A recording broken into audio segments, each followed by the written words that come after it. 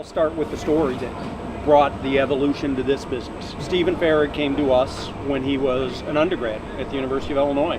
He was always an entrepreneur, and he had been kind of crapped on by a former vendor that he had done some shirts on. They had printed shirts for him, and then they went behind his back the following year and tried to print the exact same product and sell them themselves. Stephen is a very honest, trustworthy, and trusting person. When they double-crossed him, he said, I've got to find a new vendor. At that time, he came to us. He told us about the products that he was producing once a year, really, for a special event that was happening on the university campus. And he told us what had happened, and he said, I need somebody that I can trust. And we said, you can trust us. We've been here forever.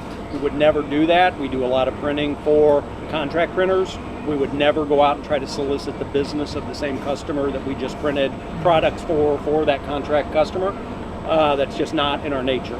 We're not that way. Stephen came to us and watched us operate for about 6 months, and he came to us and said, I want to become a partner in this business. And we said, Stephen, you're an engineering student at the University of Illinois. Why would you want to grow up to be a t-shirt printer? And he said, because I'm the black sheep of the family. I have one sister that's a doctor, one sister that's a lawyer. I'm the black sheep. I'm the entrepreneur. So Stephen literally came in, learned the business from us, and 2.5 years later bought in and became a 1/3 equity partner in the business. At that time, my other business partner Jed, and I both had to step back and say, oh crap, what have we done? Because this young man thinks of things in such a different means than we do.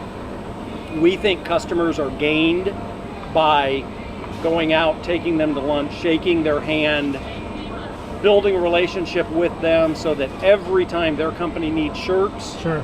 Joe Dirt says, by God, you don't call anybody but Tom and Jed at Campus Sportswear because they're our guy. Sure. As we all know, society has changed. Our purchasing habits have changed immensely.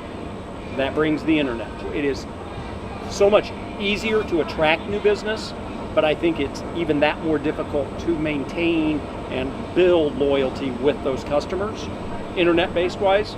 Stephen told us if we were going to grow the business, and Jed and I at the age of 52 or 53 when Stephen came in with us, you guys can't do this forever, and we have to look at how people in the next younger generation are actually spending their money.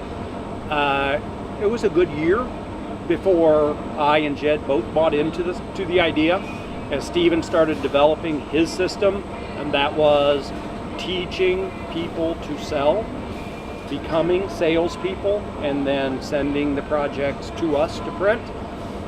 It was about a year that it took us to start believing, wow, okay, this kid kind of knows what he's talking about, because we're watching our sales increase nice percentages annually to the point that we have doubled in about 4 years, which we're very fortunate. And had we not listened to what Stephen had said back then, we would never have grown at this rate.